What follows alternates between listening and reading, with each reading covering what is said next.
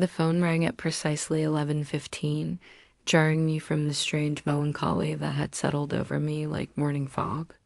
I recognized the number immediately, Marcus's office, and my stomach clenched with familiar dread.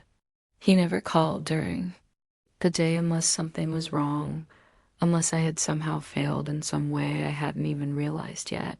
Hello? I answered, keeping my voice carefully neutral. Sarah. His tone was clipped, businesslike, but I could hear the undercurrent of irritation.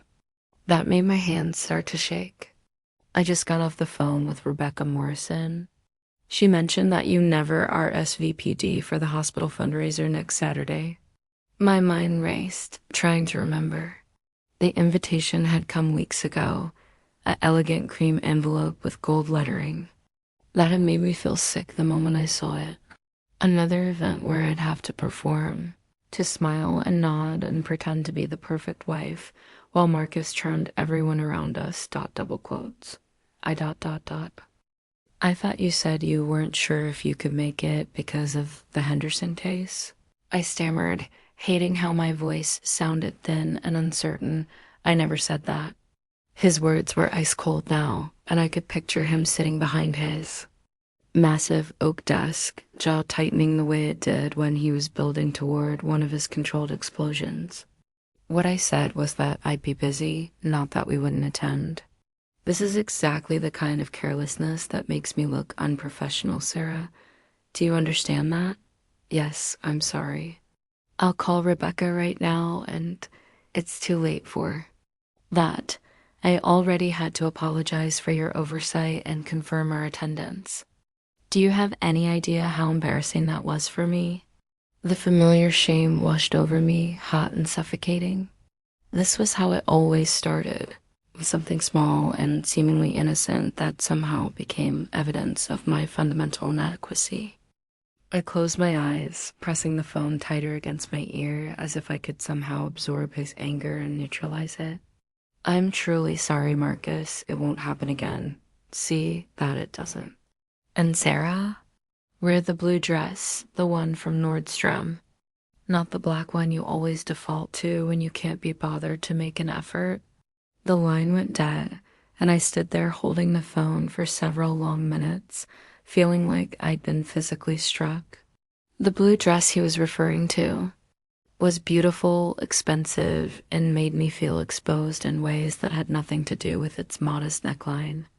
It was the dress he'd chosen for me, the one that made other men look and other women whisper about how lucky I was to have such an attentive husband who took such care with my appearance. I made the call to Rebecca Morrison, apologizing profusely for the confusion and confirming our attendance with the kind of gracious enthusiasm that had become second nature to me. Rebecca was kind about it, brushing off my apologies with the easy confidence of someone who had never had to worry about disappointing anyone. Oh, don't worry about it at all, honey, she said in her warm southern drawl. These things happen. Marcus mentioned you've been under the weather lately. I do hope you're feeling better. Under the weather? That was how Marcus explained away my occasional absences from social events. The times when the bruises were too visible or my nerves too frayed to maintain the performance. I wondered what other stories he told about me, what other careful explanations he offered for the wife who was becoming increasingly unreliable, increasingly fragile, after I hung up. I walked upstairs to our bedroom and stood in front of the full-length mirror that dominated one wall of our walk-in closet. The blue dress hung there like an accusation, perfectly pressed and waiting. I pulled it out and held it against myself. Studying my reflection with critical eyes, I looked tired, I realized. More than tired, actually. I looked diminished, like a photograph that had been left in the sun too long, all the vibrant colors slowly leaching away until only a pale ghost remained. When had this happened? When had I stopped recognizing myself? The woman I used to be seemed like someone from a dream now, a confident graduate student who'd had opinions about books and politics and art. She'd laughed easily, argued passionately, stayed up all night talking about ideas that mattered to her. She'd met Marcus at a faculty party when she was 25, working on her master's thesis in literature, full of plans for a PhD and maybe teaching someday. He'd been so charming then, so attentive. He'd listened to her talk about Virginia Woolf and feminist theory with what seemed like genuine interest, asked thoughtful questions, made her feel brilliant and desirable and important. Their courtship had been a whirlwind of expensive dinners and weekend getaways, flowers and jewelry and constant attention that had made her feel like the heroine of her own romantic novel. The changes had been so gradual, so subtle that she'd barely noticed them at first. A gentle suggestion that maybe she didn't need to finish her thesis right away, that maybe they should focus on building their life together first. A comment about how her friends were a bit too intense, too political, maybe not the best influence. A slow erosion of her independence that felt like love, like being treasured and protected rather than controlled by the time she realized what was happening. She was already married, already isolated from everyone who might have helped her see. Clearly, her old friends had drifted away, discouraged by Marcus's subtle hostility and her own increasing unavailability. Her parents, who lived across the country, only knew the version of her marriage that she presented in carefully crafted phone calls and holiday visits. I put the blue dress back in its place and walked to the window that overlooked our backyard. The garden I'd planted behind the tool shed was barely visible from here. Just a splash of color tucked away in the corner where the property line met the neighbor's fence. It was such a small thing, that patch of wildflowers, but it felt like the only part of this house that was truly mine. I'd planted it 2 years ago, after a particularly bad night when Marcus had criticized everything from my cooking to my posture to the way I'd laughed at something someone said at a dinner party. I'd spent the next morning digging in the dirt like a woman possessed, planting seeds for flowers I'd chosen myself, in colors that made me happy rather than colors that complemented our decor. Marcus had never noticed it, which made it perfect. In a life where every choice was scrutinized and judged, where every preference was subject to his approval or correction, those flowers were my secret rebellion. They bloomed according to their own schedule, in their own way, without anyone's permission. Standing there at the bedroom window, looking down at my hidden garden, I felt something stir inside me that I'd almost forgotten existed. It was small and fragile, like a flame that had been nearly extinguished but hadn't quite died out. It was the part of me that remembered what it felt like to make choices, to have desires that belonged to me alone. For the first time in years, I wondered what would happen if I stopped trying to be perfect. My name is Sarah Mitchell, and I'm 34 years old. If you saw me at the grocery store or at one of those charity galas downtown, you'd probably think I had it all figured out. Designer clothes, perfect smile, manicured nails that never showed the trembling underneath. You'd see the woman who seemed to glide through life with effortless grace, married to one of the city's most successful attorneys, living in that beautiful colonial house on Maple Street with the white picket fence and rose garden that made everyone slow down when they drove past, but you wouldn't see what happened when the front door closed.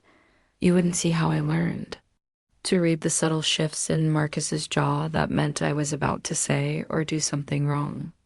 You wouldn't know about the careful choreography I performed every single day, tiptoeing through conversations like I was walking across broken glass, always calculating, always measuring my words, always preparing for the explosion that seemed to lurk just beneath his controlled exterior. The morning it all started to unravel began like any other. I woke up at 5:30, as I always did, slipping quietly from our king-size bed while Marcus still slept. The hardwood floors were cold against my bare feet as I padded to the kitchen, muscle memory guiding me through the familiar routine.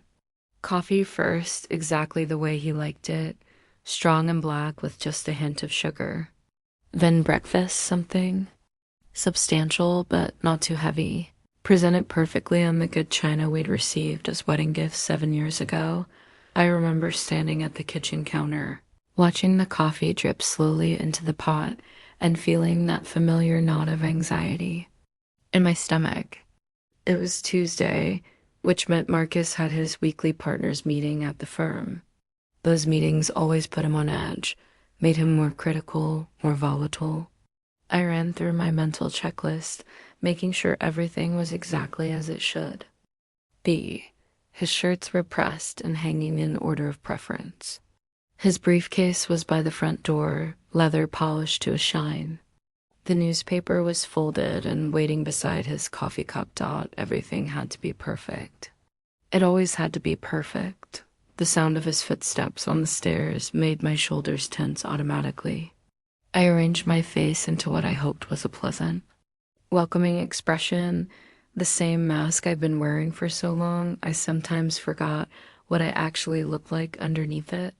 "Good morning, darling," I said, my voice bright and cheerful as he entered the kitchen. Marcus was tall and imposing, with salt and pepper hair that made him look distinguished and piercing blue eyes that could shift from warm to ice cold in seconds. This morning, thankfully, they seemed neutral. He nodded, settling into his chair at the head of our small breakfast table. I placed his coffee in front of him, along with the morning paper and a plate of scrambled eggs with wheat toast, cut diagonally just the way he preferred. He took a sip of coffee, and I held my breath, waiting for his verdict. "It's fine," he said, which in Marcus speak meant it was acceptable. Relief flooded through me, and I allowed myself to relax slightly as I poured my own cup of coffee, adding cream and sugar while he read the business section. These quiet moments were the closest thing to peace I experienced anymore. When he was focused on something else, when his attention wasn't trained on me like a spotlight searching for flaws, I could almost pretend we were a normal couple sharing a normal morning. Almost. "The Henderson case goes to trial next week," he said without looking up from his paper. "I'll be working late most nights. Make sure dinner is ready by 9 in case I make it home." "Of course," I replied automatically. Late nights meant he'd come home stressed and looking for reasons to criticize. I was already mentally preparing, planning meals that would keep well, choosing outfits that wouldn't wrinkle if I had to wait hours for him to return. He folded the paper with sharp, precise movements and stood up. I watched as he straightened. His tie checked his watch, performed the small rituals that prepared him to face the world as the successful, charming man everyone else knew him to be. The transformation was remarkable, really. The hard edges softened, the cold eyes warmed, and suddenly he was the Marcus who gave generous donations to local charities and remembered everyone's names at office parties. "I should be home by 6. "Tonight," he said, leaning down to kiss my cheek. His lips were cool against my skin, and I caught a whiff of his expensive cologne, the scent that used to make my heart race, but now just reminded me of everything I'd lost along the way. After he left, I stood in the kitchen for a long time, staring at his empty coffee cup and untouched toast crusts. The silence felt heavy, oppressive, but also strangely liberating. For the next 10 hours, I could breathe without measuring each breath, move without calculating each step. I had learned to treasure these solitary hours, to hoard them like precious gems against the darkness of evening. I would clean the house, not because it needed cleaning, but because the repetitive motions soothed something raw inside me. I would tend to my secret garden in the backyard, the small patch of wildflowers I'd planted behind the tool shed where Marcus never ventured.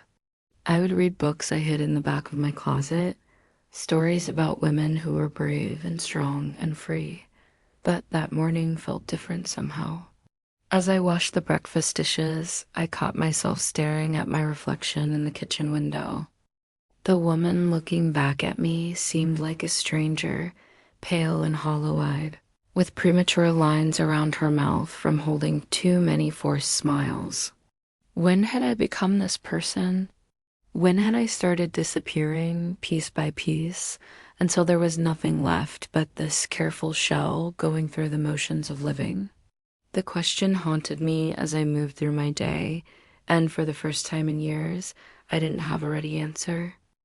The afternoon stretched before me like an empty stage, and I found myself wandering through our house like a ghost haunting her own life. Each room was perfectly appointed, every piece of furniture chosen for its aesthetic value rather than comfort, every surface clear of the kind of personal clutter that might suggest actual people lived here. It was beautiful in the way that magazine spreads were beautiful, cold and untouchable and somehow hollow. I paused in the living room, studying the family photos that Marcus had arranged on the mantelpiece with mathematical precision. There we were at our wedding, him handsome in his tuxedo, me radiant in yards of white silk and lace. There we were at various charity events, at firm parties, on vacation in places that looked exotic and expensive. In every single photograph, we looked perfect together, the ideal couple living an ideal life. But if you looked closely, if you knew what to look for, you could see the truth hiding in plain sight. In every picture, my smile was just a little too bright, my posture just a little too rigid. My hand was always positioned carefully, either resting lightly on Marcus's arm or folded in my lap, never reaching for him spontaneously, never showing the easy intimacy that real couples shared. I remembered the photographer at our wedding, a cheerful woman named Linda who'd kept trying to get us to relax, to laugh naturally, to look at each other instead of at the camera. Marcus had grown increasingly irritated with her directions, his jaw tightening in that familiar way, and had spent the entire photo session terrified that he'd lose his temper in front of all our guests. The pictures were beautiful, technically perfect, but they captured nothing real about who we were or what we felt for each other. The sound of the mailman's truck pulling up outside broke me out of my reverie. I walked to the front door, grateful for even this small interruption to the oppressive quiet of the house. Among the usual bills and advertisements was a cream-colored envelope addressed to me in elegant handwriting that I didn't recognize. Inside was an invitation to my college.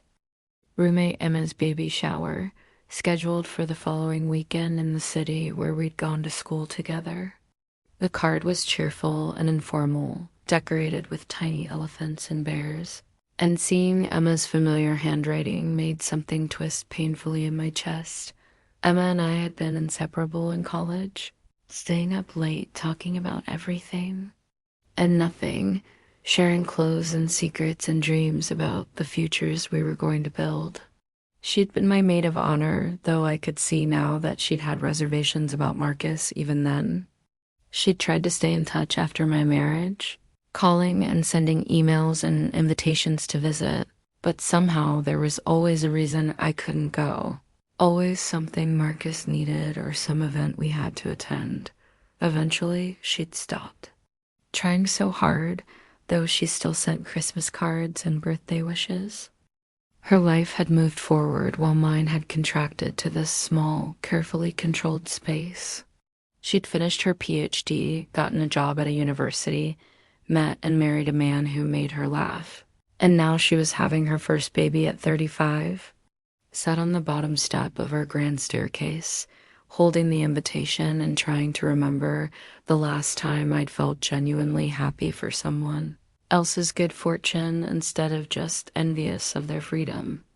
The baby shower was on Saturday, the same day as the hospital fundraiser that Marcus had already confirmed we'd attend. There was no question of which event I'd be at, of course. The very idea of asking Marcus if I could skip the fundraiser to go to Emma's shower was so absurd, it almost made me laugh, but for just a moment, I let myself imagine it. I pictured walking into that cozy restaurant where Emma had reserved a private room, seeing all our old friends again, talking about books and ideas in life without having to weigh every word. I imagined laughing without calculating whether it was too loud or too long, offering opinions without first gauging someone else's reaction. The fantasy was so vivid, so appealing, that it made my chest ache with longing. When had I stopped having friends of my own? When had my entire social life become an extension of Marcus's career, a series of performances designed to enhance his reputation rather than feed my own soul? I was still sitting on the stairs, lost in these dangerous thoughts, when I heard Marcus's key in the front door. My body went rigid immediately, muscle memory from years of conditioning, and I quickly shoved Emma's invitation into the drawer of the hall table before arranging my face into its familiar mask of welcome. "You're home early," I said, rising to greet him with the kind of warm smile that had become as automatic as breathing. The meeting ended sooner than expected.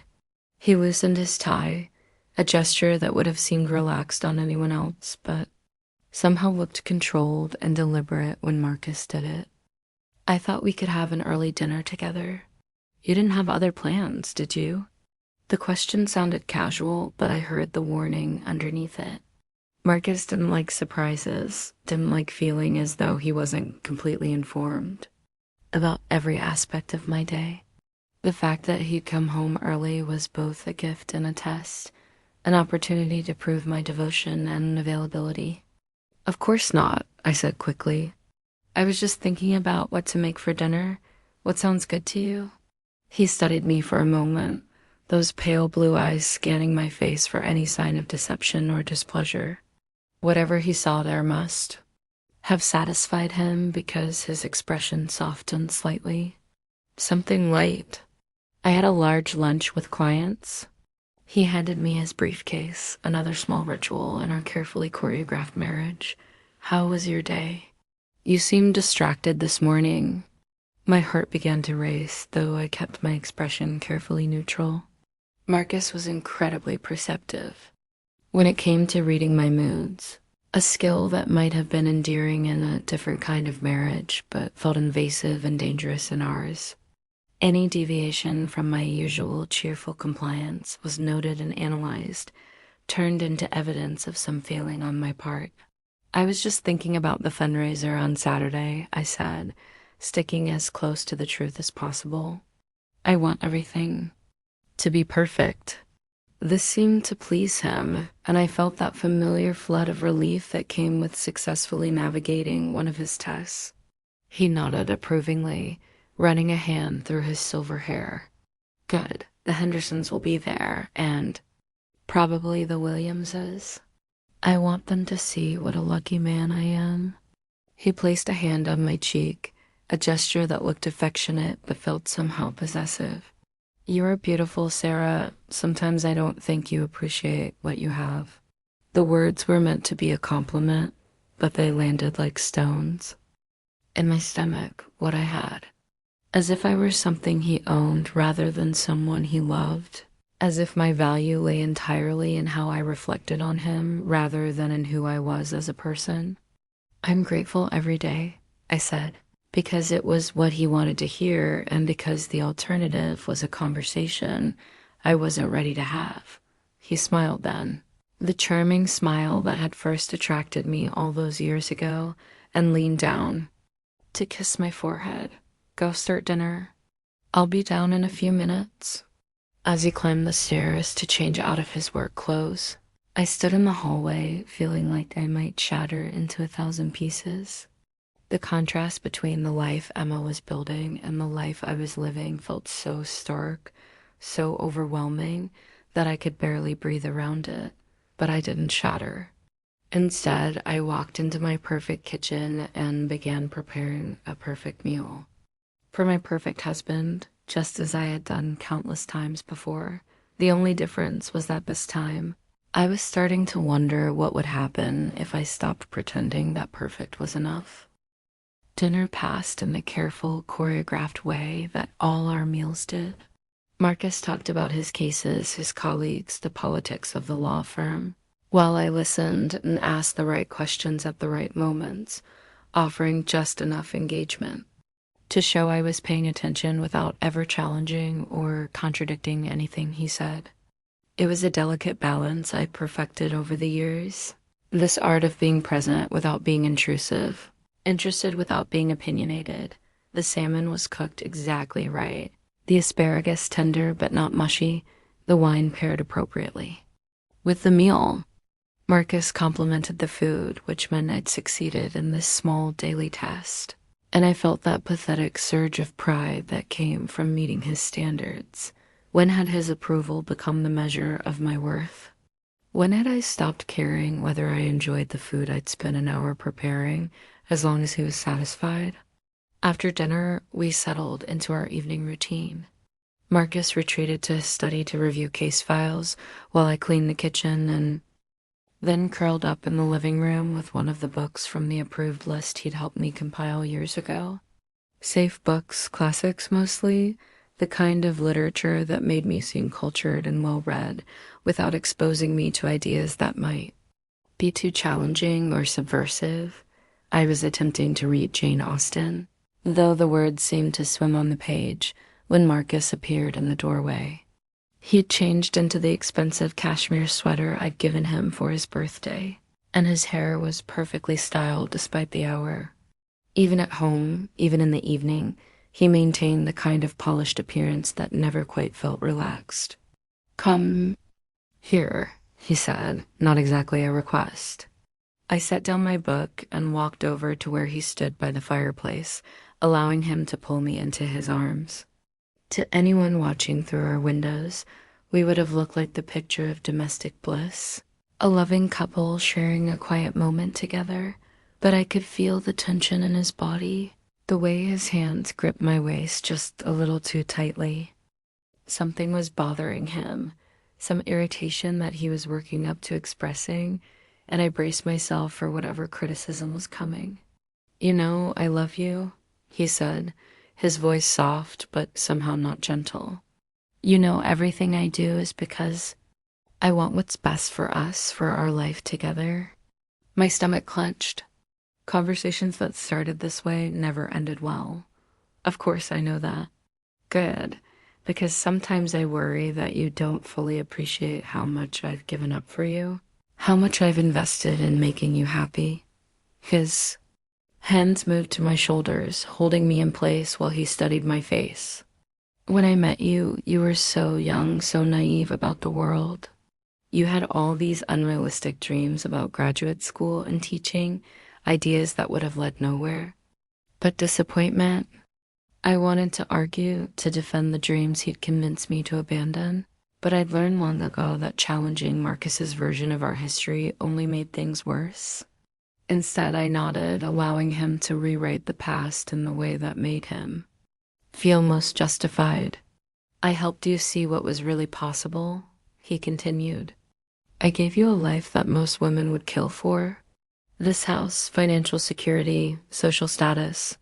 A husband who provides for you, who takes care of everything so you don't have to worry about the complexities of the real world," the way he said. It made it sound like a gift, but it felt more like a prison sentence. Every comfort came with strings attached. Every luxury was proof of my dependence on him. I'd traded my independence for security, my voice for protection, and now I was trapped in a gilded cage of his making. "I am grateful," I said, because it was expected and because the alternative was too frightening to contemplate. "I know you are, but lately you've seemed distant, preoccupied. Is there something you're not telling me?" The question hung in the air between us, loaded with the kind of barely controlled menace that made my heart race. This was how Marcus operated, not with obvious threats, but with subtle intimidation, the constant suggestion that he was watching, evaluating, ready to pounce on any sign of disloyalty or deception. I thought about Emma's invitation hidden in the hall table drawer like contraband. I thought about the wildflower garden that bloomed without his knowledge or permission. I thought about all the small secrets I'd accumulated over the years, tiny acts of rebellion that felt both pathetic and essential to my survival. "Nothing important," I said, hating myself for the lie, but knowing that the truth would be so much. Worst dot, he studied me for a long moment, those ice blue eyes searching for cracks in my composure. Finally, he seemed satisfied, and his grip on my shoulders relaxed slightly. Good, because I can tell when you're keeping things from me. Don't you? I know you better than you know yourself, Sarah. I can read you like a book. The casual arrogance of the statement took my breath away. The man who claimed to know me so well had never asked about my dreams, my fears, my hopes for the future. He knew my habits, my routines, my carefully maintained facade, but he had no idea who I really was underneath all the layers of performance and pretense. I should let you get back to your book, he said, releasing me with what looked like reluctance, but felt like dismissal. Don't stay up too late. You need your beauty sleep for Saturday night. After he returned to his study, I sat back down with my book, but the words might as well have been written in a foreign language.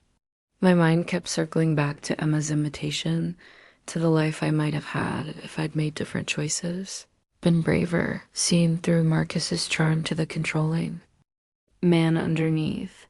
I must have dozed off in my chair, because the next thing I knew, Marcus was shaking me gently awake. The book had fallen to the floor, and my neck was stiff from sleeping at an awkward angle. Come on, he said, his voice softer now, almost tender. Let's go to bed. I followed him upstairs, through the nightly routine of brushing teeth and changing, into pajamas, all performed with the quiet efficiency of people who'd been married for years. But as I lay in our king-size bed, listening to Marcus's breathing deepen into sleep beside me, I felt more alone than I ever had in my life. The darkness pressed down on me like a weight, and I found myself thinking about all the small compromises I'd made over the years, the tiny surrenders that had added up to this complete loss of self. Each one had seemed reasonable at the time, loving even. Of course I'd support his career over my own education. Of course I'd prioritize his social obligations over my friendships. Of course I'd defer to his judgment on everything from what we ate for dinner to what color we painted the walls. But lying there in the dark, I began to see the pattern for what it really was. It wasn't love that had guided these decisions. It was control, systematic and deliberate, designed to make me so dependent on his approval that I couldn't imagine existing without it. The realization was both terrifying and oddly liberating. For the first time in years, I was seeing my situation clearly, without the soft focus of rationalization and denial. I was trapped, but traps could be escaped if you were willing to gnaw off your own leg to get free. The question was whether I had the courage to start gnawing. I woke before dawn, pulled from sleep by dreams I couldn't quite remember, but that left me feeling anxious and unsettled. Marcus was still sleeping beside me, his face peaceful in the gray morning light, looking younger and more vulnerable than he ever did during his waking hours. This was the only time I could study him without fear of being caught, without having to arrange my expression into whatever mask the moment required. He was handsome, objectively speaking, the kind of distinguished good looks that aged well, that commanded respect in boardrooms and admiration at social gatherings. I used to feel proud walking into rooms on his arm, basking in the envious glances of other women who saw only the surface, the carefully constructed image of success and sophistication. Now, watching him sleep, I tried to remember what I'd felt for him in the beginning. Had it been love, or had it been something else masquerading as love? The excitement of being chosen by someone so confident and accomplished. The relief of having someone else make all the difficult decisions. The intoxicating feeling of being protected and provided for. Whatever it had been, it felt like something that had happened to a different person. A naive young woman who had been so eager to be swept off, her feet that she hadn't noticed the ground disappearing beneath her. I slipped quietly from bed and padded downstairs to make coffee, moving through the familiar routine with automatic precision. But instead of staying in the kitchen to wait for Marcus to wake up, I took my cup and walked out to the back garden, to the small patch of wildflowers that represented the only part of this property that felt truly mine. The morning air was cool and clean, carrying the scent of dew and growing things. My flowers were in full bloom now, a riot of color that looked almost defiant against the manicured perfection of the rest of the yard. There were cosmos and zinnias, black-eyed Susans, and cornflowers, all chosen not for their elegance or sophistication, but simply because they made me happy. I knelt among them, pulling a few weeds and deadheading spent blooms, letting my hands remember what it felt like to create something just for the joy of it. This garden was my secret rebellion, proof that some part of me still existed independent of Marcus's will and vision. "Sarah?" His voice from the back door made me jump, my coffee cup nearly slipping from my hands. I turned to see him standing on the patio in his silk pajamas and robe, his hair perfectly styled even though he'd just woken up. "I'm just tending to the garden," I called back, trying to keep my voice light and casual. The flowers weren't technically forbidden since Marcus had never explicitly told me not to plant them, but I'd always been careful to keep them hidden from his view. He walked across the lawn toward me, and I could see him taking in the riot of color with the kind of critical assessment he brought to everything. His expression was unreadable, but I could feel my heart racing as he approached. "I didn't realize you planted anything back here," he said, stopping just at the edge of my small garden plot. "It's very colorful." The way he said the word made it sound like an accusation. I stood up, brushing dirt from my hands, trying to gauge his mood and respond appropriately. "I thought it would be nice to have some flowers. They don't require much maintenance, and they attract butterflies." I was babbling now, offering justifications he hadn't asked for, but I couldn't seem to stop myself till he studied the garden for another long moment, then looked at me with those pale blue eyes that seemed to see everything. "You should have discussed it with me first. We have a landscaping service for a reason, Sarah. They know how to create appropriate plantings that complement the overall design of the property." My stomach dropped. Of course, he would find fault with the one thing that brought me pure, uncomplicated joy. Of course, he would want to bring even this small piece of autonomy under his control. "I'm sorry. I didn't think that's the problem," he interrupted, his voice still calm, but with an edge that made me take a step backward. "You don't think about how your actions affect our life together, our image in the community. What would people think? If they saw this chaos, what would it say about us?" I wanted to ask him what was wrong with chaos. What was so terrible about flowers that grew wild and free instead of in perfect, regimented rows? I wanted to point out that we had privacy fences, that no one could see this corner of the yard except from our own house. I wanted to defend this small plot of land where beauty existed for its own sake rather than to impress others. Instead, I heard myself saying, "You're right. I should have asked first." The words tasted like ashes in my mouth, but they had the desired effect. Marcus's expression softened slightly, and he reached out to touch my cheek in that gesture that looked affectionate but felt possessive. "I'm not angry, darling. I just want us to present a united front in everything we do. When you make decisions without consulting me, it undermines that unity." He glanced back at the flowers, his jaw tightening almost imperceptibly. "We'll have the landscapers replace this with something more appropriate. Maybe some nice hostas or ornamental grasses." The casual destruction of my garden, discussed as if it were a minor home improvement project, made something crack inside my chest. These flowers were more than just plants to me. They were proof that I still existed as a separate person, that I was capable of making choices and nurturing something beautiful. To have them dismissed so easily, replaced with the kind of boring, acceptable plantings that Marcus preferred, felt like another small death. Of course, I managed to say, though my voice sounded strange even to my own ears. Whatever you think is best. He smiled then, the charming smile that had once made my heart flutter but now just made me feel cold. That's my girl. Now come inside and make breakfast. I have an early meeting and I don't want to be late. I followed him back to the house, leaving my coffee cup abandoned among the flowers that would soon be gone. As I moved through the morning routine of preparing his breakfast and getting him ready for another day of being the successful, admired Marcus Mitchell, I felt something fundamental shifting inside me. It was a small shift, barely perceptible, like the first crack in a dam that's been holding back floodwaters for too long. But it was there, this new awareness of just how much I'd lost, how much I'd given up in the name of being a good wife. The wildflowers would be gone by the end of the week, replaced with something tame and appropriate and acceptable.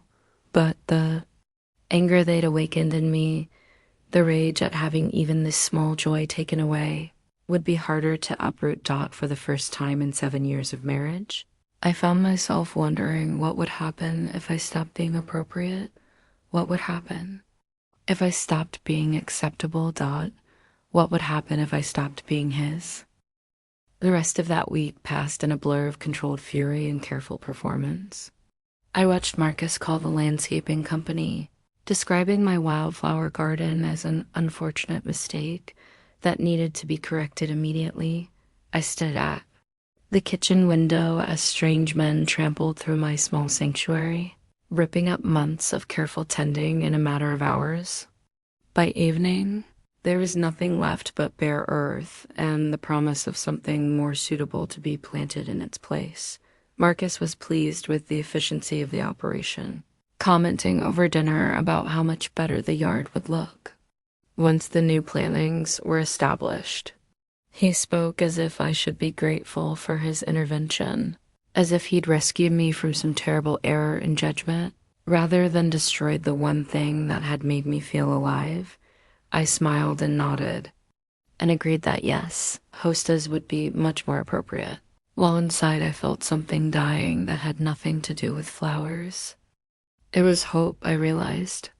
The small, stubborn hope that had kept me believing that somewhere underneath Marcus's control and criticism was the man who had once meant to love me for who I was rather than who he wanted me to become. Friday morning brought the familiar ritual of preparation for another social obligation.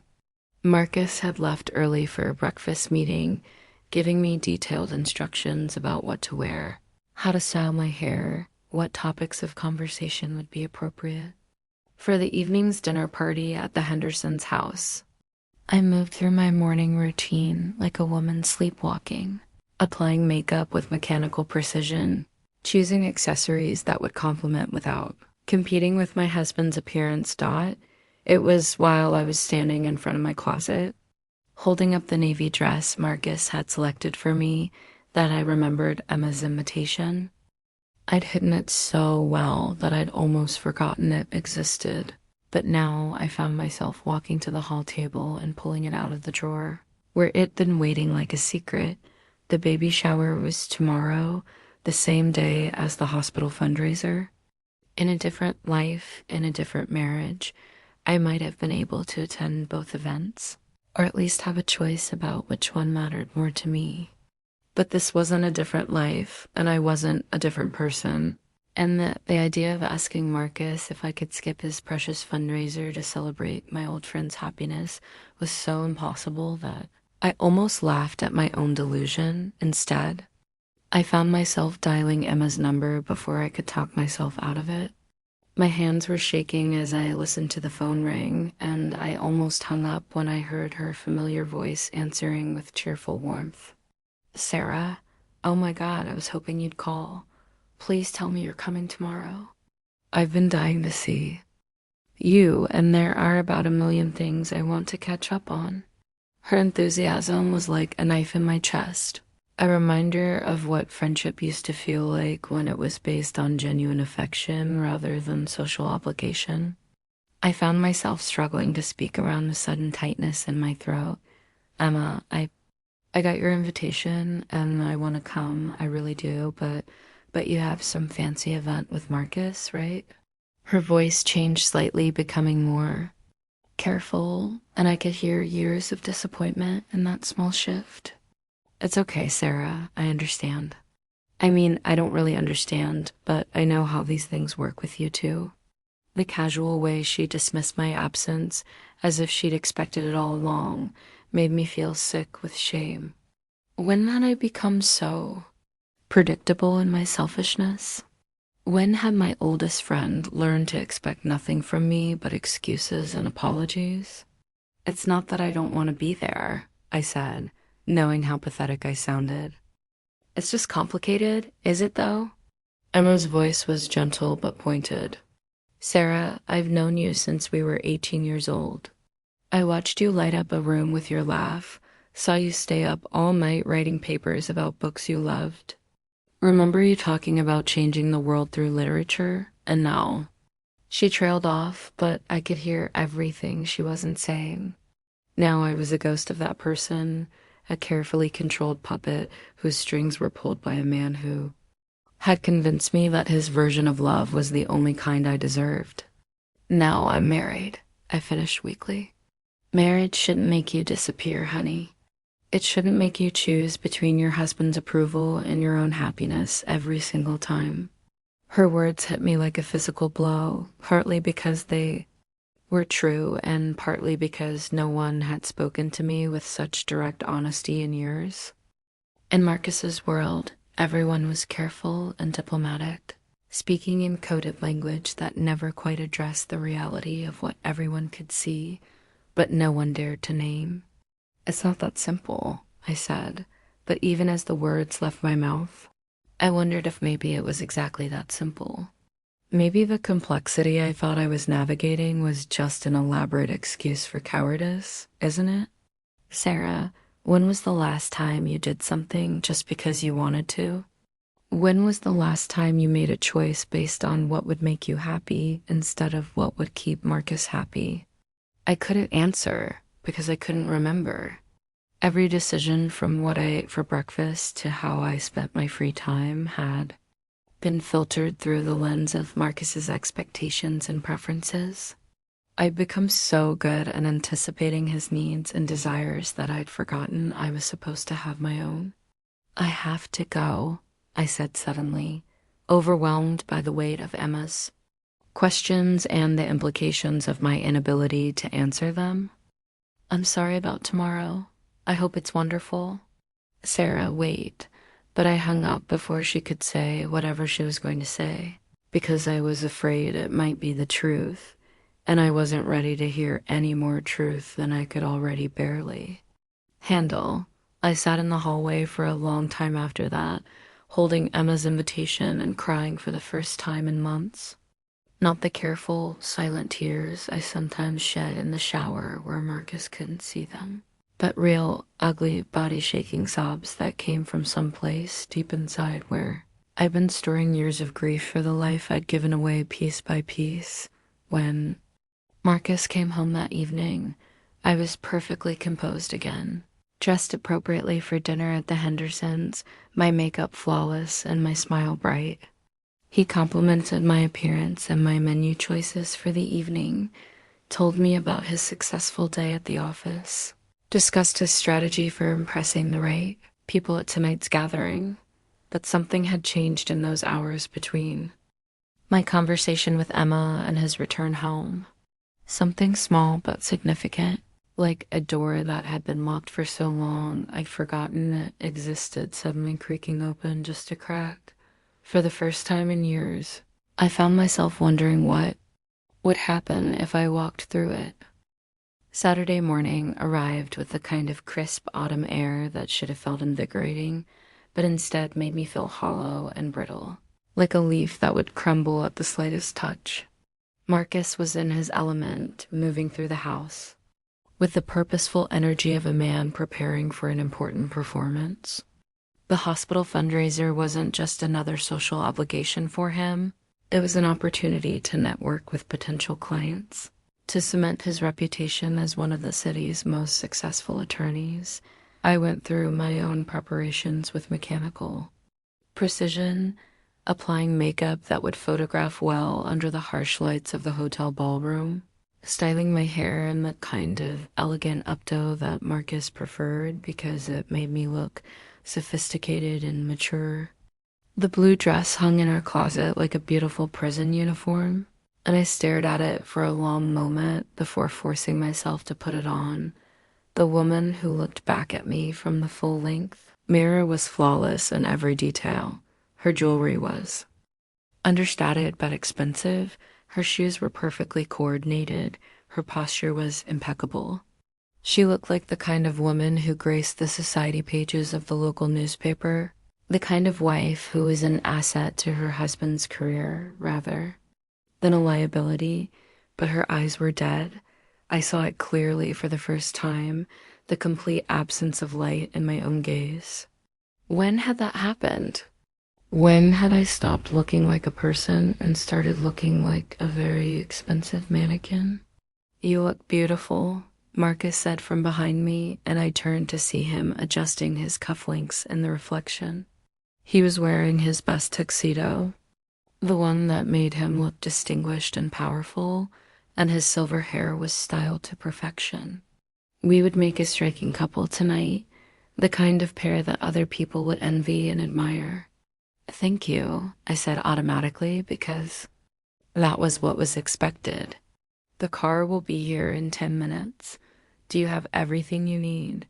Your evening bag, your wrap?" I nodded, though part of me wanted to ask what would happen if I said no. If I told him I didn't have what I needed because what I needed was my life back, my voice back, my ability to choose back. But I knew better than to voice such thoughts, especially when Marcus was focused on an important evening. The fundraiser was being held at the Grand Metropolitan Hotel, in the same ballroom where we'd held our wedding reception 7 years ago. As we walked through the ornate entrance, past the marble columns and crystal chandeliers, I was struck by how little had changed and how much I had. The woman who had danced here on her wedding night had been naive and trusting, but she'd been alive in ways that the woman in the blue dress could barely remember. The evening unfolded exactly as it always did at these events. Marcus worked the room with practiced charm, introducing me to clients and colleagues with the kind of proprietary pride that made me feel like a prize he'd won rather than a partner he'd chosen. I smiled and nodded and made appropriate conversation, playing my role with the skill that came from years of practice. "Sarah, you look absolutely radiant," said Rebecca Morrison, the woman I'd called about the RSVP mix-up. She was wearing a stunning red gown that made her look confident and vibrant, and I found myself envying her obvious comfort in her own skin. "Thank you, Rebecca. You look wonderful, too. I was just telling my husband about your charity work with the literacy program. It's so important to have people like you making a difference in the community." For a moment, I was confused because I'd never done any charity work with a literacy program. Then I realized that Marcus must have created this fictional involvement to make me sound more impressive, more worthy of being his wife. It was a small lie, harmless in the grand scheme of things, but it made me feel sick to my stomach. "It's very rewarding work," I heard myself saying, adding another layer to the elaborate fiction of our perfect life. The conversation continued, but I felt myself detaching from it, watching from some distant place as the woman in the blue dress played her part flawlessly. This was how I learned to survive these events, by floating above them somehow, by becoming an observer of my own performance rather than a participant in my own life. It was during the silent auction portion of the evening that everything started to unravel. Marcus had been drinking steadily throughout the night, not enough to be obviously intoxicated, but enough to lower his usual careful guard. I was standing beside him as he examined a vacation package to the Bahamas when a younger associate from His firm approached with his wife. Marcus, great to see you here. Sarah, you remember my wife Jennifer, don't you? Jennifer was probably 25, with a kind of fresh-faced beauty that came from not yet having had the life worn out of her. She was also visibly pregnant, glowing with the kind of happiness that came from carrying a wanted child with a man who adored her.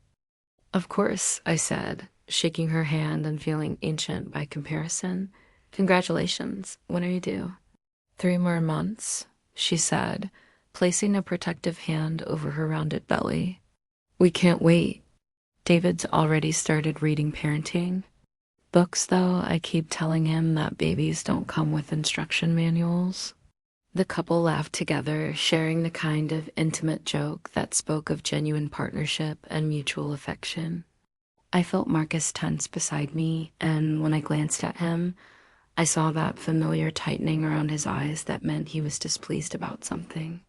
Children are such a blessing, I said, because it was expected, though the words felt like broken glass in my throat. Are you two planning to have kids soon? Jennifer asked with the kind of innocent curiosity that only came from someone who had never learned to navigate conversational minefields. The question hung in the air like a bomb, waiting to explode.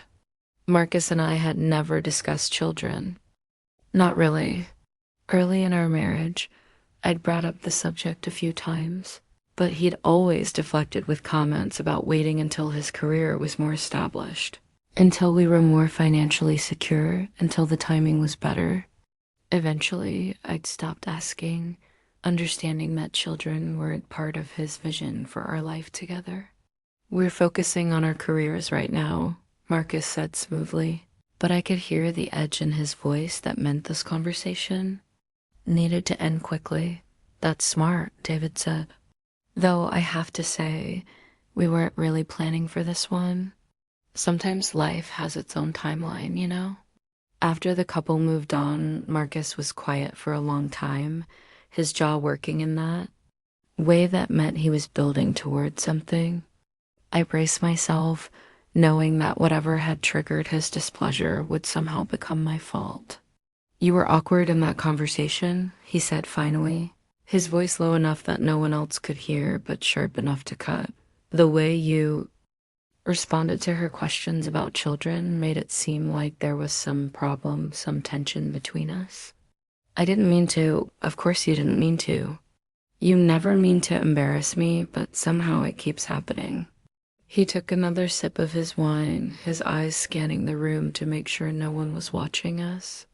Sometimes I wonder if you're even capable of thinking before you speak. The criticism was delivered in the same tone he might use to comment on the weather, but it landed like a physical blow. Standing there in that glittering ballroom, surrounded by hundreds of people who thought we were the perfect couple, I felt something inside me finally break, not crack, not bend, but actually shatter into pieces that could never be put back together. The same way, excuse me, I said quietly, I need to use the restroom. I walked away without waiting for his permission, my heels clicking against the marble floor with a sound that seemed unnaturally loud in my ears. The ladies' room was mercifully empty, and I locked myself in a stall and finally allowed myself to fall apart. But even as I cried, even as I mourned the woman I used to be and the life I'd never gotten to live, I knew that something fundamental had changed. The perfect facade was cracking, and for the first time in 7 years, I didn't want to fix it. I wanted to let it shatter completely. I stayed in that bathroom stall longer than I should have, trying to repair the damage to my makeup and compose myself for the return to the ballroom. But when I looked in the mirror above the ornate sinks, I saw something different in my reflection. The same perfectly styled hair, the same elegant dress, the same expensive jewelry, but underneath it all was a woman I barely recognized. A woman who looked angry. The anger was startling in its intensity, like discovering fire after years of living in darkness. I'd been so focused on being perfect, on meeting Marcus's impossible standards, that I've forgotten what it felt like to have my own emotions, my own reactions that weren't filtered through the lens of his approval. When I returned to the ballroom, Marcus was engaged in animated conversation with a group of his colleagues, his earlier displeasure with me apparently forgotten in the glow of professional networking. He glanced at me as I approached, noting my return with the kind of casual ownership that had once made me feel cherished, but now made me feel like a possession that had been temporarily misplaced. "There she is," he said, sliding his arm around my waist in a gesture that looked affectionate but felt controlling. "Gentlemen, you all know my beautiful wife, Sarah." I smiled and nodded at the appropriate moments as the conversation continued around me, but something had shifted. Instead of feeling grateful for Marcus's attention, for being included in his professional world, I found myself studying the dynamics of the group with new eyes. The way the other wives were expected to listen but not contribute to discussions about business. The way our opinions were solicited only on safe topics like charity work and social events. The way we were treated as accessories to our husbands, success rather than individuals with our own thoughts and ambitions. Had it always been this way? Had I simply been too grateful for Marcus's attention to notice how completely I'd been marginalized? In my own life, the evening dragged on with speeches about the importance of supporting the hospital's new children's wing, followed by more networking and small talk. I moved through it all like a woman underwater, everything slightly muffled and distorted, but I was acutely aware of every casual cruelty, every small manipulation that I'd previously accepted as normal dealt the way Marcus corrected my pronunciation of a donor's name in front of a group of strangers. The way he finished my sentences when I was telling a story, editing my words to make them more suitable for his audience. The way he dismissed my attempt to contribute to a conversation about local politics with a laugh and a comment about how I was too sweet to understand such complicated issues. Each small humiliation felt like another nail in the coffin of the woman I used to be, but also like fuel for the fire that was building inside me. For the first time in years, I was paying attention to how I was being treated, and I didn't like what I saw. It was nearly midnight when we finally left the hotel, and I was exhausted from the effort of maintaining my composure while everything inside me was screaming. Marcus was in an excellent mood, pleased with the contacts he'd made and the impression we'd created as a couple. "That went very well," he said as our driver navigated through the quiet city streets. "The Henderson account is practically guaranteed now, and Morrison mentioned that he might have some referrals for me. You did well tonight, Sarah, better than last time."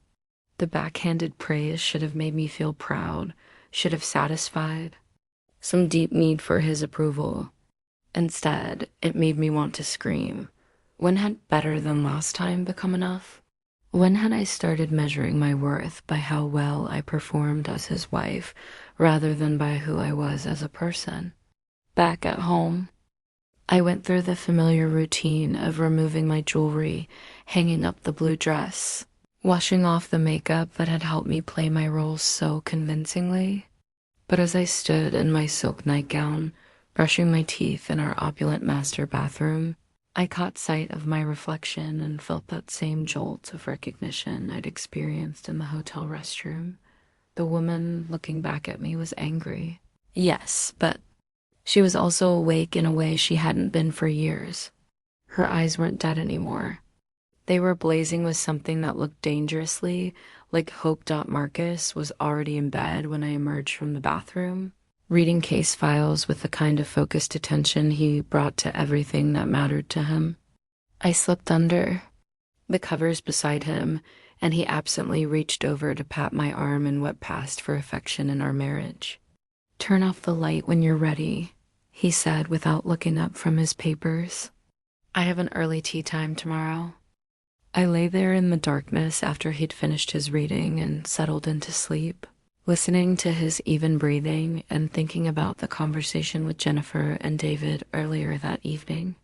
They'd seemed so genuinely happy together, so connected in a way that Marcus and I had never been. Not even in the early days of our relationship had we ever been happy. Or had I just been so grateful to be chosen, so relieved to have someone else make all the difficult decisions that I'd mistaken dependency for love? The question swirled in my mind as I stared at the ceiling, and for the first time in my marriage, I didn't try to push them away. Instead, I let them settle over me like a blanket, heavy but somehow comforting in their honesty. Somewhere in the house, a clock chimed 2 in the morning, and I was still wide awake, still thinking about the woman in the mirror who had looked so angry and so alive. I thought about Emma, probably recovering from her baby shower, surrounded by friends who genuinely cared about her happiness rather than how well she reflected on her husband. I thought about my abandoned wildflower garden, now replaced with neat rows of hostas that would never attract butterflies or grow wild in the wind. And I thought about the question Emma had asked me, when was the last time I had done something just because I wanted to? The answer was so devastating in its simplicity that it took my breath away. I couldn't remember. Not a single moment in the past 7 years when I had acted purely on my own desires, made a choice based solely on what would make me happy, rather than what would keep Marcus satisfied. As the hours crawled by and dawn began to creep through our bedroom windows, I made a decision that felt both terrifying and inevitable. I was going to start remembering who I used to be. I was going to start figuring out who I might become if I had the courage to try. It was a small rebellion, just a thought in the darkness of a sleepless night. But it was mine, and that made it the most precious thing I'd possessed in years.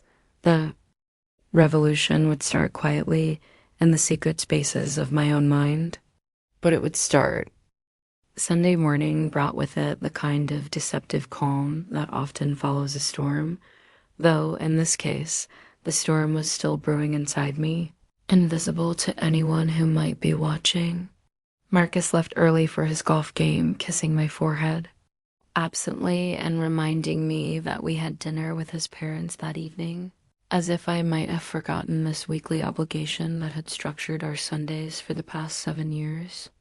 Alone in the house, I found myself walking through the rooms with new eyes, seeing not the perfect showcase Marcus had created, but the absence of anything that reflected who I actually was. The books on our shelves were all classics or current, bestsellers that Marcus had approved, nothing challenging or subversive or simply chosen because it caught my interest. The artwork on our walls was professionally selected to complement our decor, not a single piece chosen because it moved me or made me think, or reminded me of something I loved. Even the music collection was curated according to Marcus's tastes, all save classical and jazz, selections that would impress visitors but revealed nothing about the woman who supposedly lived here. Where were the folk songs I'd loved in college? The poetry books that had shaped my thinking? The photographs of friends from my graduate school days? They were gone, all of it systematically erased over the years in the name of creating a more sophisticated, mature environment. I'd cooperated in my own erasure, convinced that growing up meant abandoning the things that had once made me feel alive. I spent the morning moving through the house like an archaeologist, searching for any trace of the woman I used to be. In the back of a closet, I found a box I'd forgotten existed, pushed behind winter coats and formal wear. Inside were remnants of my former life, letters from college friends, photographs from graduate school, a journal I kept during my thesis, research, even a few pressed flowers from hikes I'd taken years ago. Sitting on the closet floor, surrounded by these artifacts of my former self, I felt like I was meeting a stranger. The woman who had written in this journal had been passionate about literature, fascinated by the way words could change minds and hearts. She'd had opinions about everything from politics to philosophy to the meaning of life. She'd been curious and engaged and unafraid to challenge ideas that didn't make sense to her. what had happened to her. When had she been convinced that her thoughts weren't worth expressing, her interests weren't worth pursuing, her dreams weren't worth fighting for? One photograph in particular caught my attention. Me at 24, standing in front of the university library where I'd spent countless hours researching my thesis. I was wearing jeans and a simple sweater, no makeup, my hair pulled back in a messy ponytail. But I was glowing with the kind of inner light that came from doing work that mattered to me, from being exactly where I belonged. The contrast with the woman I'd become was so stark it made me dizzy. When had I stopped glowing? When had I started needing expensive clothes and professional makeup to feel worthy of being seen? I was still sitting in the closet, holding that photograph, when the phone rang. Marcus's name appeared on the caller. ID, and I felt my stomach clench with the familiar anxiety that had become my constant companion. Hello? Sarah, I need you to stop by the office and pick up some files I forgot. The Henderson case materials, they're in the red folder on my desk. I need them for tomorrow morning. No, please. No, thank you. Just the assumption that I would drop whatever I was doing to serve his needs. Once, I would have rushed to comply, grateful for the opportunity to be helpful. Now, sitting surrounded by reminders of who I used to be, I felt something different stir inside me. I'm in the middle of something right now, I said, the words coming out before I could stop them. Could you get them yourself after your game? The silence on the other end of the line was deafening. In 7 years of marriage, I had never refused one of Marcus's requests, no matter how trivial or inconvenient. Excuse me? His voice was dangerously quiet. My heart was racing, but I pushed forward, driven by something I barely recognized as my own voice. I said, I'm busy right now. Surely it's not urgent enough that it can't wait a few hours. Sarah, what exactly are you busy with that's more important than helping your husband with his work? The question was loaded with threat, with the implication that nothing I could possibly be doing would be as important as his needs. And maybe that had been true for the past 7 years, but sitting there with photographic evidence of who I used to be, I found I couldn't accept that hierarchy anymore. And going through some old things, I said, which was technically true, if completely inadequate to explain the magnitude of what was actually happening to me. Old things? He repeated the words with the kind of disdain he usually reserved for people who wasted his time in court. Sarah, I think you need to remember what your priorities should be. Get the files. We'll discuss this when I get home. The line went dead, leaving me holding the phone and shaking with a combination of fear and exhilaration. I'd never defied Marcus so directly, never chosen my own needs over his convenience. It was a small rebellion, pathetic really, but it felt enormous to me. I didn't go to his office. Instead, I spent the afternoon reading my old journal, reconnecting with thoughts and dreams I'd abandoned so long ago. They felt like messages from another life. The woman who had written these pages had been planning a future that included teaching, writing, maybe even traveling to study literature in other countries. She'd been full of ambition and curiosity and hope. She'd also been brave, enough to question things that didn't make sense to her, including some early warning signs about Marcus that I'd apparently chosen to ignore. Reading my own words from our courtship period, I could see the pattern emerging even then.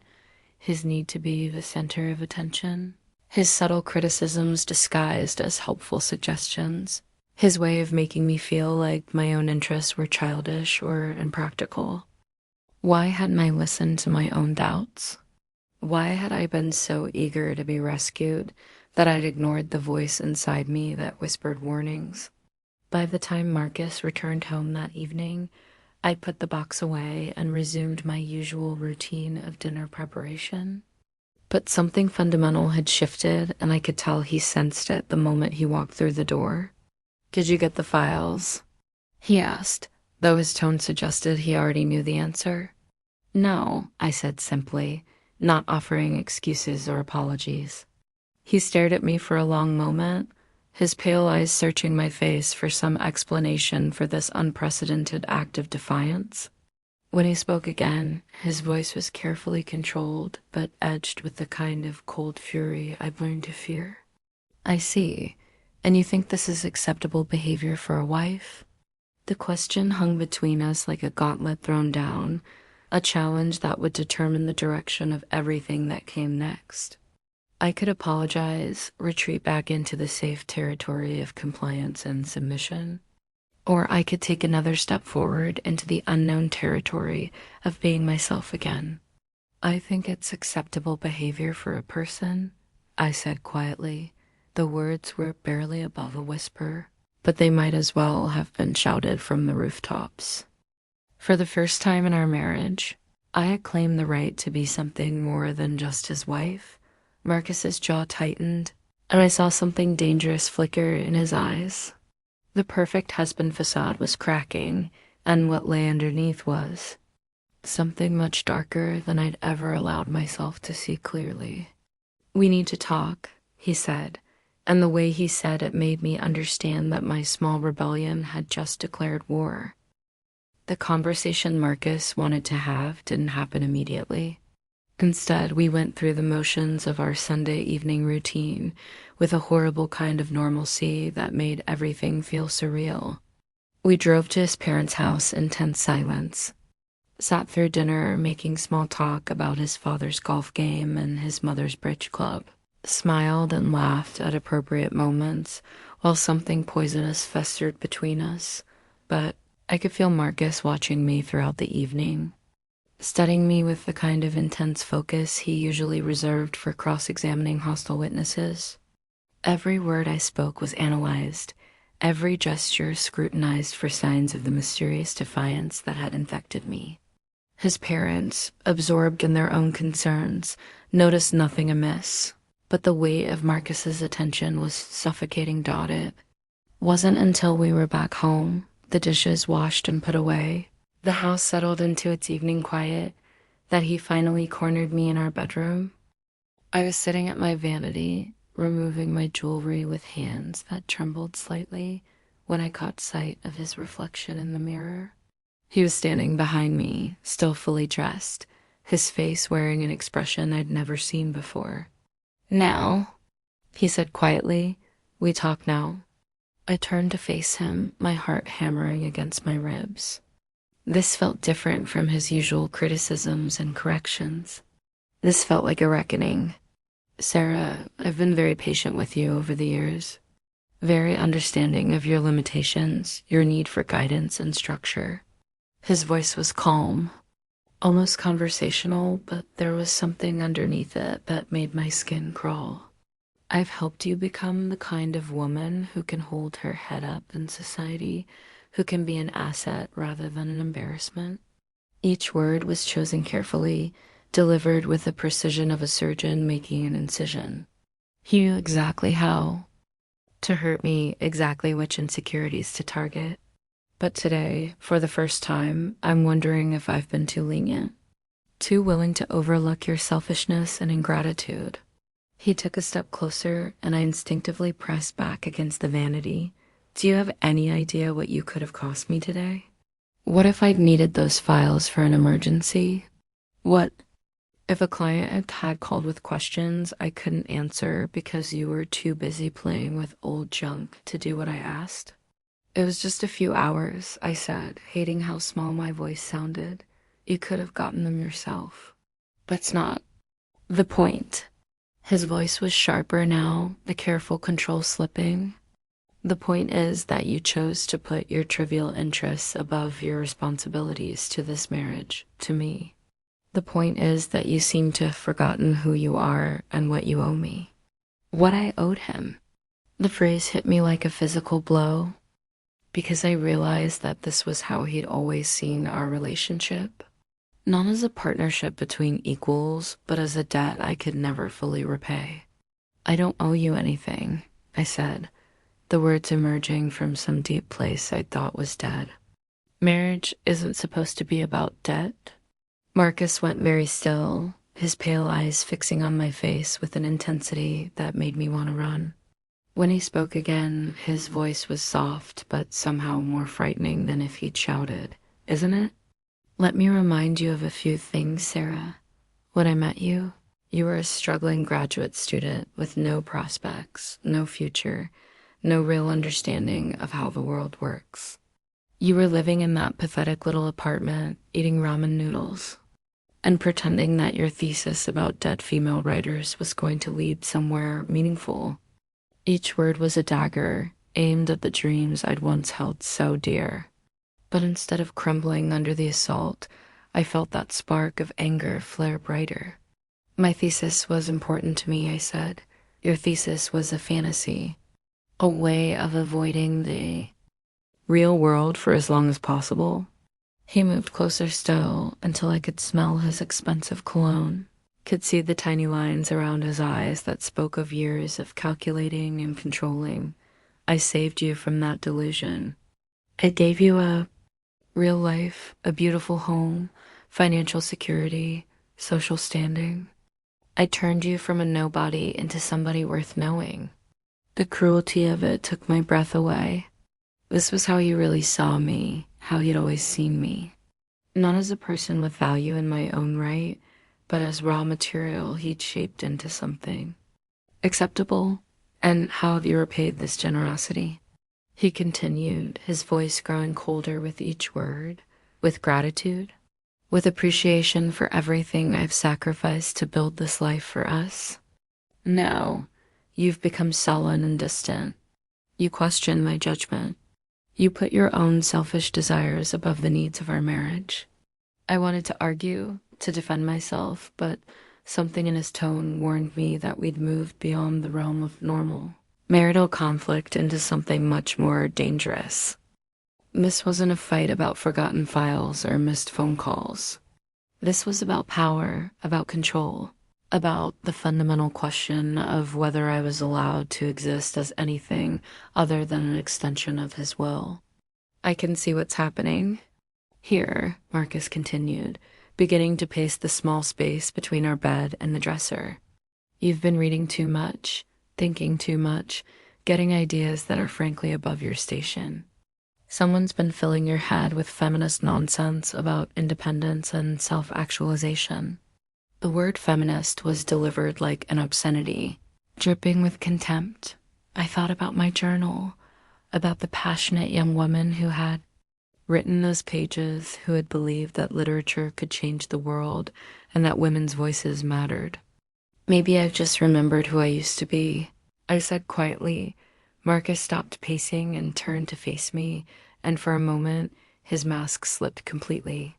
What I saw underneath was so ugly, so filled with rage and ownership, that I understood, for the first time, how much danger I was really in. Who you used to be was nobody, he said, his voice barely above a whisper, but somehow more terrifying than shouting would have been. A naive little girl playing dress-up with ideas she didn't understand. I made you into something worthwhile, Sarah. I created you. And if you think you can just walk away from that, if you think you can just decide to be someone else, you're even more foolish than I thought. The words hung in the air between us like a death sentence. In that moment, I finally understood the true nature of my marriage. The real price I paid for financial security and social acceptance. I wasn't Marcus's wife. I was his creation, his project, his possession, and he would never, ever let me go willingly. But sitting there in that expensive bedroom, surrounded by all the trappings of the life he'd built for us, I made a decision that would have been impossible just days earlier. I was done being grateful for my own imprisonment. I was done apologizing for taking up space in my own life. I was done being nobody. Then maybe, I said, my voice steady despite the terror coursing through my veins, it's time for nobody to disappear completely. The look that crossed Marcus's face in that moment told me everything I needed to know about what came next. The gloves were off now. The war had officially begun, and I had no idea if I was strong enough to win it.